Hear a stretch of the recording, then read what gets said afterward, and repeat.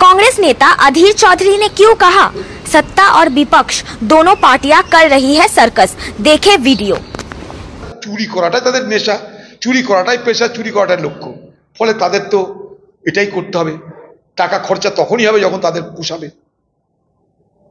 অনেক বড় পদ পেয়ে গেছে, কিন্তু পদ সামলানোর না তাদের মানসিকতা আছে, না তাদের সততা আছে। ফলে এই ভোগে ভুগতে হচ্ছে। ঠিক আছে, এই গোবিন্দ, যতগুলো দল আছে না এই বাংলায় এসব দলের কোথায় শৃঙ্খলা কোথায় বিশৃঙ্খলা আমার জানা নাই।